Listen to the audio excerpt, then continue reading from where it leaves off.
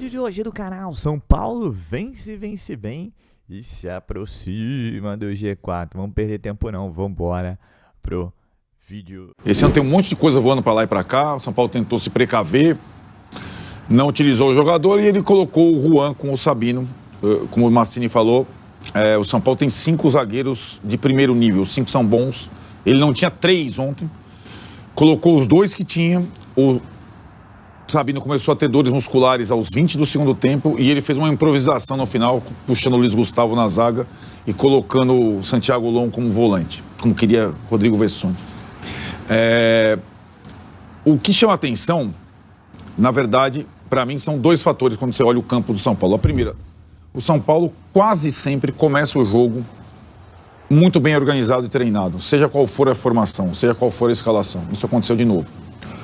Segundo, essa formação, ela dá um indício, sim, eu já falava aqui, né, quando veio o Campinho, que o lado direito vai mudar. Rato e Rafinha, que ganharam as posições do Igor e Ferreirinha pela lesão dos dois, pelas lesões dos dois, talvez tenham dado adeus à titularidade no jogo contra o Cuiabá, né?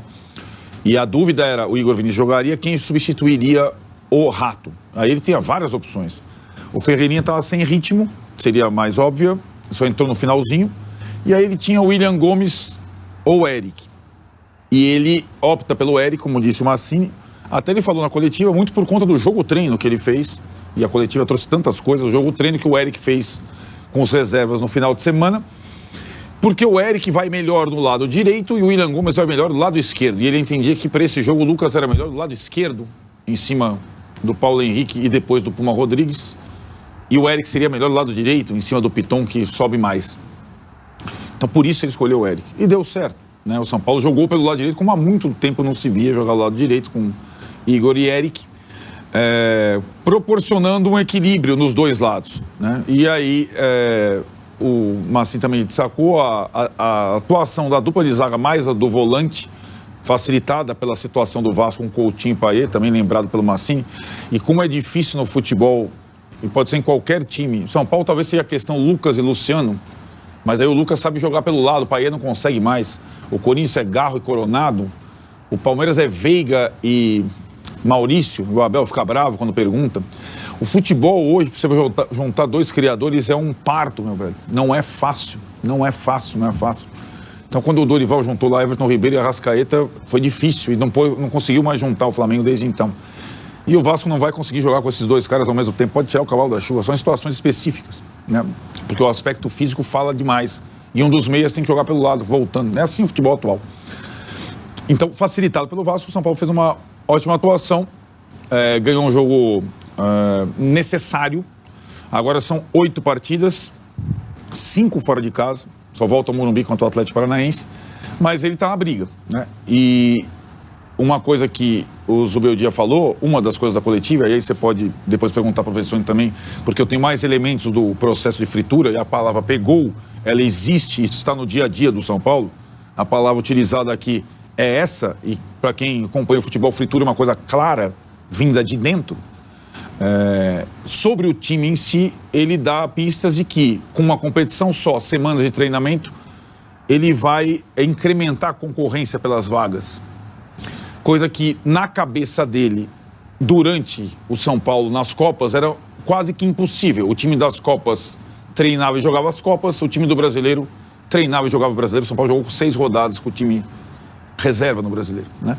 E algumas foi até bem, ganhou até com o time reserva.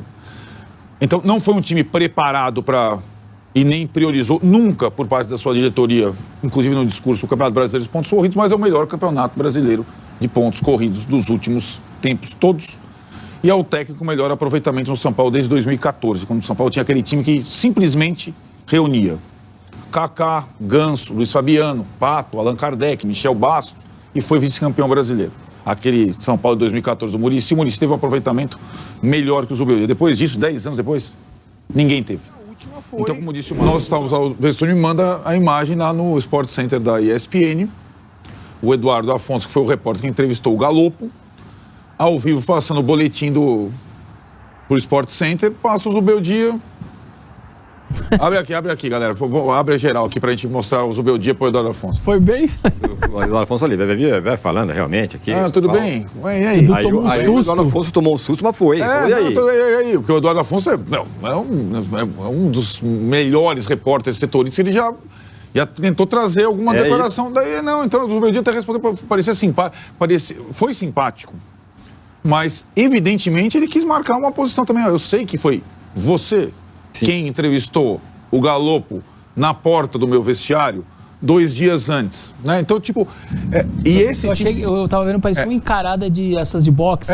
Vai olhar exatamente. É que agora essas encaradas os caras já saem brigando, né? Foi uma encarada, como o Massini falou, sutil também, né?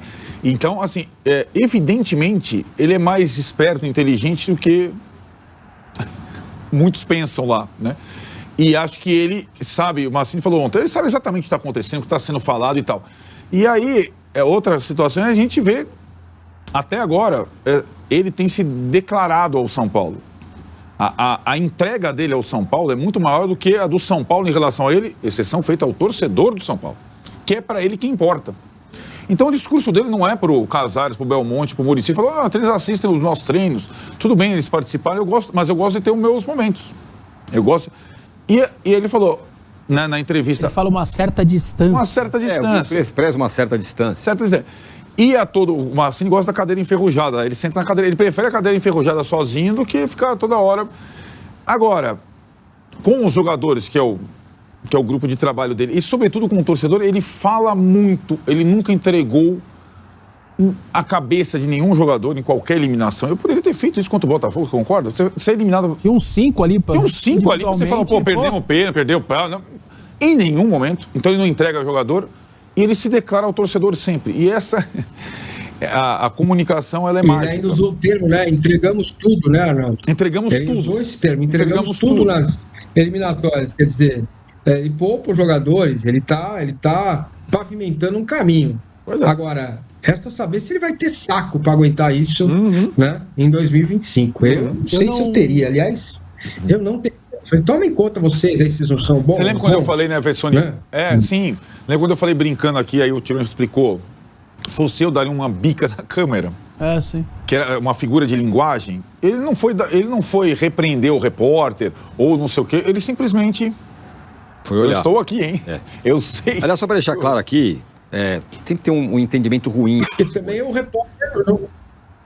O repórter também não tem culpa, né, gente? Claro que não. Ele foi atrás da notícia. Sobre isso que eu ia falar. Parece que o cara é o demônio da história. Não, a entrevista dele foi completamente pertinente. Exatamente sobre isso, esse ponto que eu ia falar. Porque aqui, por exemplo, o Sandro Fogg fala, ridícula a postura do Arnaldo, que culpa teve o repórter da SPN? Nenhuma. É isso não é isso que eu tô falando, meu Deus do céu. Aliás, para quem acha que a gente é inimigo, ou o Arnaldo é inimigo, o Eduardo Afonso é um companheiraço nosso, um baita repórter.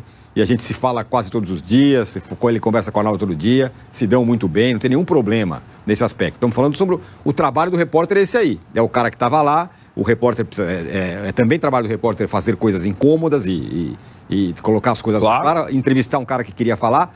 O Eduardo Afonso foi perfeito, porque ele é um grande repórter. Assim como o Hernan, o PVC, assim como o PVC. A questão não é essa. Exato. Então o alvo não é os repórteres, os jornalistas que estão fazendo o seu trabalho, não é a imprensa. Eu não levantei isso antes, mas me parece que, eu posso estar enganado e aí vocês me desmintam, o comportamento dele também deu uma melhorada em relação ao amarelo. Acho que ele não tomou mais, ou eu tô louco? Ontem ele quase cobrou um lateral, né? O cara ia cobrar um lateral, quase do lado do cara, o juiz falou, peraí. Eu acho que tem Aí ele voltou, lá. Aliás, com um detalhe. Também porque o juiz era o juiz que era ontem, que não deu cartão para ninguém, o jogo foi pegado, ele dava pouca falta, deu pouco cartão, conduziu o jogo ali sem... Eu acho que o Corinthians ele também não toma, acho que também não tomou, enfim, já são... Ele tá pendurado, né? Ele o Zubeldia tá pendurado. Sim, eu acho que ele tem... E aí também é uma questão de adaptação e tudo mais. Só para completar o que o Tirone tá falando, é exatamente isso. Agora, curiosamente, Massini falou... O Carlos Belmonte, que é o diretor de futebol de São Paulo, o homem mais forte do futebol de São Paulo, é jornalista. Muitos anos de Jovem Pan. Ele é jornalista, como nós. Então ele sabe muito bem como funciona, mais do que qualquer um, mais do que o Anderson Barros, mais do que o Casares, mais do que a Leila, mais do que qualquer dirigente de futebol, porque ele é jornalista de formação, de de tempo de Jovem Pan, direção e tudo mais. Então, essa situação a imprensa não tem nenhum... Pelo contrário, a imprensa, para levantar, ter informação, apurar, colocar, entrevistar ainda, que, é uma raridade, é um baita mérito do Eduardo Afonso entrevistar o Galopo. Agora, a nossa discussão é que como a direção do São Paulo, sendo comandada por um jornalista, permite algumas coisas. Tipo a entrevista do Galopo nas suas dependências. Né?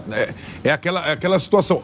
Né? O São Paulo, não é o Edu Afonso, o São Paulo Futebol Clube respaldou a entrevista do Galopo nas suas dependências 2 dias antes do jogo. Se fosse no sofá da casa dele... O sofá da casa dele é outra coisa. A diretoria não teria muito... Gabi, esse é um São Paulo parecido com o São Paulo que a gente viu contra o Vitória, né? É um São Paulo com Lucas, Marcos Antônio e Luiz Gustavo, que já naquele jogo transicionava muito bem. Então é um São Paulo que a gente sabia que poderia acontecer. Eu acho que o Zuba escolhe o Marcos Antônio, principalmente porque o Bobadilha não está lá.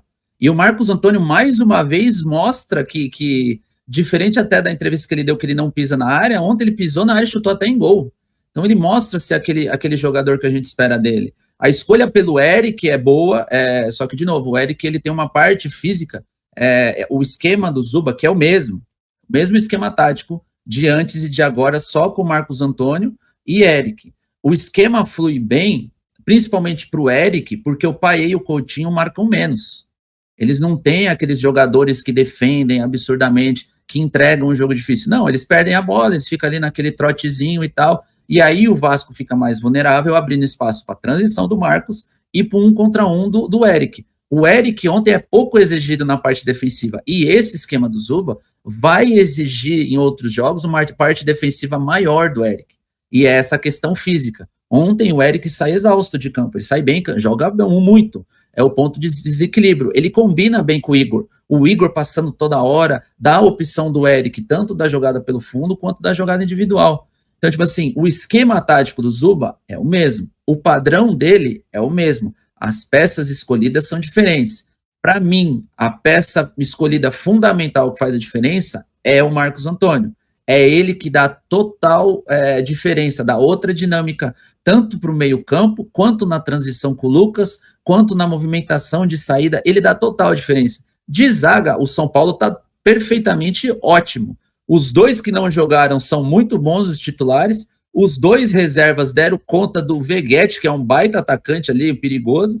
Eles dão conta do recado, os laterais vão bem, o time funciona. Funcionou contra o Vasco. Aí, os pés no chão é para a gente entender o caminhar da semana, dos treinos e do adversário, para a gente ver se o Zuba mudou porque precisava ou mudou porque está tentando alguma coisa diferente.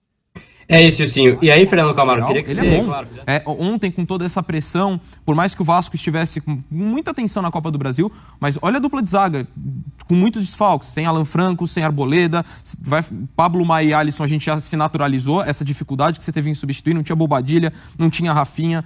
Então, assim, o Subeldia conseguiu encontrar muitas soluções ao longo da temporada, e sem falar que teve toda a questão de Rames Rodrigues no começo para lidar, e acho que sempre tirou isso muito bem. Então é importante tirar essa pressão, porque sinceramente ela não se justificava para mim.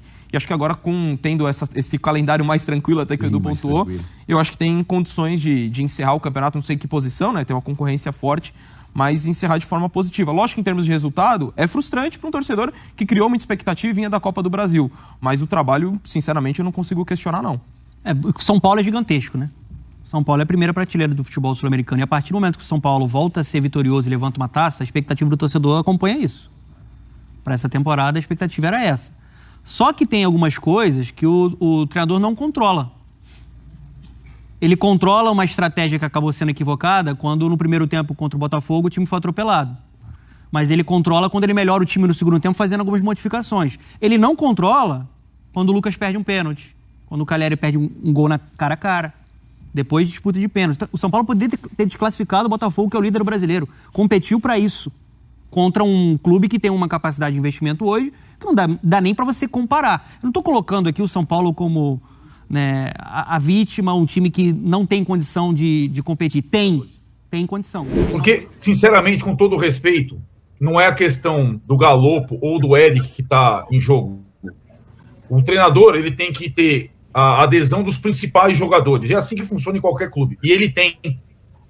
A minha preocupação ontem era como que o Rafinha o capitão do time vai reagir sendo barrado e provavelmente sendo barrado daqui para frente. Tá o Rafinha lá comemorando, subindo na cabeça do Lucas, jogando água na cabeça. Essa foi a mudança. O Rafinha e o Rato foram barrados. Se Bobadilha ou Marcos Antônio é questão de estilo. Bobadilha tá jogando pra cacete nessa temporada. Na seleção paraguaia tá jogando demais. Ele matou o meio de campo do Brasil, na seleção brasileira. Mas aí é questão de estilo. Se é William Gomes ou Eric, sinceramente, tanto faz. Agora, se ele cria uma animosidade com o Rafael, com o Rafinha, com o Luiz Gustavo, com o Lucas, com o Luciano e o Calera, ele tá morto. Ele não tem animosidade, pelo contrário. E com o torcedor, e se você reparar, Eric, né, ou Éder, não Eric. O Eric tá em voga agora. Éder. Toda a frase que ele fala na coletiva, ele dedica ao torcedor do São Paulo. E o Renan estava lá no estádio. E ele vai cativando o torcedor do São Paulo com essa postura. E aí, meu cara, aí tem uma grande diferença de todos os treinadores dessa gestão. Ele faz isso melhor que qualquer outro. E não é pelos 11 pontos, não. É pela comunicação, pelo jeito de agir e ser. Simplesmente ele é assim. O Carpini não é assim. O Dorival não é assim. O Rogério não é assim. O Crespo também não. Ele tem mais carisma que esses caras. E para um treinador de futebol isso é super importante, cara. Porque nenhuma direção é capaz de ir contra a sua própria torcida. Então, se o Belmonte e o Muricy acham que, por exemplo, o Tite é melhor que o Zubeldia nesse momento, experimenta fazer essa mudança para a torcida do São Paulo, no ano de vacas magras. Então, a comunicação do Zubeldia, ela é muito boa. Ela não expõe ninguém publicamente, ninguém importante. E ela dá força para a base, não para a categoria de base, para a base torcida. Então, vitórias são vitórias, né? E agora a vitória aí dá um ânimo, dá um respiro pro Zubeldia. Por mais aí que a cúpula alta do São Paulo tenha dito que essa questão da fritura tenha vindo das mídias sociais e da mídia comum, a gente sabe que não é assim que funciona o São Paulo Futebol Clube. É óbvio. São Paulo pro G4, Zubeldia fica. Se for pro G6, fica com ressalva. Se não ficar no G6, bye bye Zubeldia, sabe lá quem virá, né? Mas vamos dar tempo. Agora ele vai ter muito tempo para treinar o São Paulo e a expectativa é que o time melhore seu desempenho técnico, tático e fisicamente, né? Por exemplo, o Lucas estava bem melhor fisicamente, o cara correu o campo inteiro para fazer o segundo gol. Então, assim, vamos ficar de olho. A boa notícia de ontem, o Flamengo perdeu pro Fluminense, então o São Paulo fica um ponto do Flamengo, mas o Flamengo ainda tem um jogo a menos, mas é importante. O Fortaleza também perdeu pontos, empatou em casa. São Paulo fica 6 do Fortaleza, e aí é aquele 6 que dói no coração, né? São Paulo perdeu 2 vezes Fortaleza, né? Como perdeu 2 vezes Cuiabá. Só esses 2 confrontos aí já é doloroso demais, porque contra o Fortaleza fora de casa eu não digo, né? A gente toma um gol com, 2 minutos, sei lá, 1 minuto, 2 minutos, acabou o jogo aí. Mas o jogo em casa, a primeira rodada do Carpini e os 2 jogos com o Cuiabá, pô, cara, podia estar lá na frente brigando por algo mais. Mas ainda assim, o São Paulo tá ali, fez o seu papel essa rodada, agora nosso papel é torcer contra. Bahia e Cruzeiro, confronto direto aí. Para quem fica mais próximo do São Paulo, o ideal seria empate ou vitória do Cruzeiro. E o Internacional que pega o Grêmio. O Internacional tem 2 jogos a menos, seria interessante aí nosso grande Grêmio vencer o Inter, porque dá uma melhorada na situação aí do São Paulo pela briga do G4. Como o São Paulo não depende só dele, a gente tem que torcer contra os adversários diretos. Quando depender só dele, melhor ainda, mas para isso precisa aí de uma boa sequência de vitórias e os adversários continuarem perdendo pontos, né? O próximo jogo do São Paulo é duríssimo, é contra o Criciúma lá. Criciúma que pega o Botafogo também fora de casa agora nessa rodada. Então assim, é todo mundo brigando por alguma coisa. E o São Paulo, diferentemente dos outros anos, está brigando, né?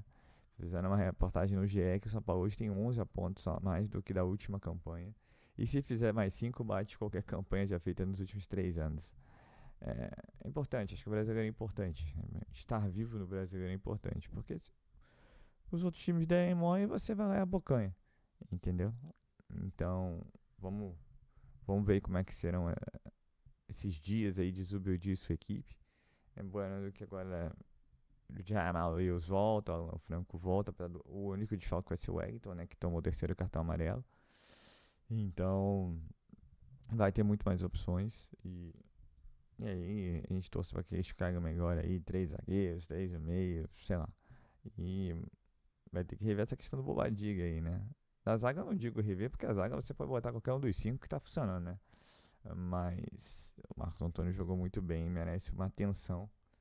E veremos aí qual vai ser o São Paulo que vai entrar em campo sábado, se eu não me engano, 9h30, 9h45 da noite, contra o Criciúma. Vai ser um dos últimos jogos da rodada, porque aí, se eu não me engano, é fim de semana de eleições, né?